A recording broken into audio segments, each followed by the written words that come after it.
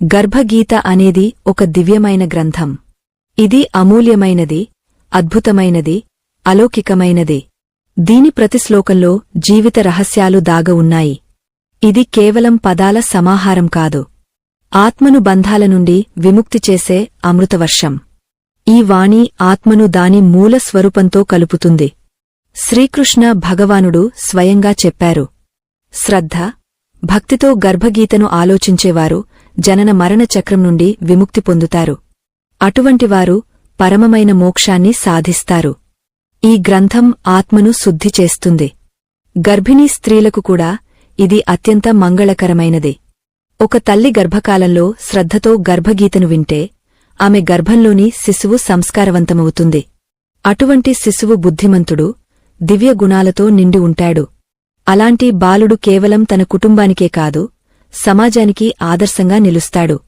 అందుకే ప్రతి ఒక్కరూ గర్భగీతను చదవాలి, ఆలోచించాలి, అనుసరించాలి. ఈ గ్రంథంలో జీవితాన్ని పవిత్రం చేసే శక్తి ఉంది. స్నేహితులారా, ఆధ్యాత్మిక యాత్రను కొనసాగించే ముందు ఈ వీడియోకు ఒక లైక్ చేయండి. మా ఛానల్ను సబ్స్క్రైబ్ చేయండి.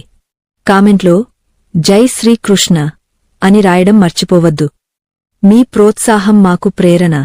ధన్యవాదాలు. శ్రీకృష్ణుడు అర్జునుడితో గర్భంలోని కష్టాల గురించి చెబుతాడు. ఆత్మ గర్భంలోకి వచ్చినప్పుడు అది రక్తం, మాంసం, ఎముకల మధ్య సంకుచిత స్థలంలో నివసిస్తుంది. ఆ స్థలం దుర్గంధంతో నిండి ఉంటుంది. 6 నెలలు గడిచినప్పుడు ఆత్మలో చైతన్యం జాగృతమవుతుంది. అప్పుడు అది తన పాపాలను గురించి ఆలోచిస్తుంది. గర్భంలో ఉన్న ఆ జీవి ఆలోచిస్తుంది, నేను ఏ అధర్మం చేశాను, ఈ చీకటిమయమైన గర్భంలోకి రావాల్సి వచ్చింది? అది దేవుని వేడుకుంటుంది, హే ప్రభూ, నన్ను ఈ మాయామోహలోకంలోకి పంపొద్దు. నా పూర్వకర్మల వల్ల నేను విసిగపోయాను. కాని దేవుడు నిశ్శబ్దంగా ఆ వేడుకోలు వింటాడు. కర్మల ఫలితాన్ని ఆ జీవి అనుభవించాల్సిందే. శ్రీకృష్ణుడు స్పష్టం చేస్తాడు, తల్లి గర్భంలో జీవి మరణలోకం కంటే ఎక్కువ కష్టాలను భరిస్తుంది. ఆ కష్టం ఎంత ఉంటుందనేది ఆత్మ పూర్వకర్మలపై ఆధారపడి ఉంటుంది. గర్భంలో ఉంటూ ఆత్మ తన పాప కర్మలను గుర్తుచేసుకుంటుంది, పశ్చాత్తాపం చెందుతుంది. ఈ జన్మలో ధర్మమార్గంలో నడుస్తానని సంకల్పిస్తుంది. కాని జన్మ సమీపిస్తున్న కొద్దీ మాయలో కట్టుబడిపోతుంది.